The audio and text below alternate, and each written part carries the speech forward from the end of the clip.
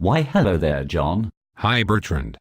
How are you today? I'm doing fine. And yourself? I'm doing well. What are you working on right now? I'm glad you asked. I'm working on Hilbert's program to prove the consistency of the very foundations of mathematics. Do you mean you're trying to prove that math is true? Not exactly. Did you know there's a difference between consistency and truth? What? How is that possible? Suppose I say, the grass is green, and the sky is blue. Yes, that's true. And it's also consistent. So what's the difference? Well, now suppose I say those statements and also say green is the same color as blue. That's not true. But the three statements are consistent.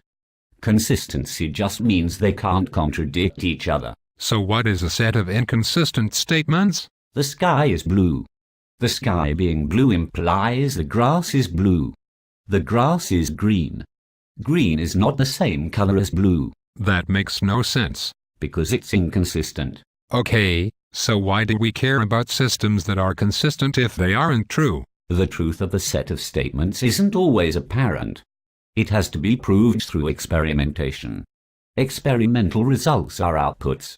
To get an output, you need an input. If you don't have a system, you don't know what to input. Can you give me an example? Sure. In the 19th century, mathematicians developed new forms of geometry that differed from the geometry originally proposed by Euclid. These geometries were consistent, but didn't seem to have any connection to how the world really worked. It wasn't until much later that physicists used these new geometries to model the curvature of the universe. In this instance, a system that appeared to be false but consistent was later shown to be true.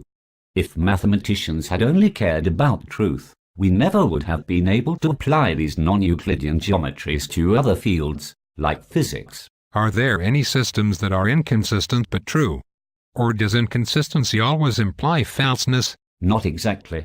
However, it's possible to arrive at a true conclusion in an inconsistent system. How so? Imagine a logical system with the following axioms: the sky is blue, the sky is not blue, and the grass is green.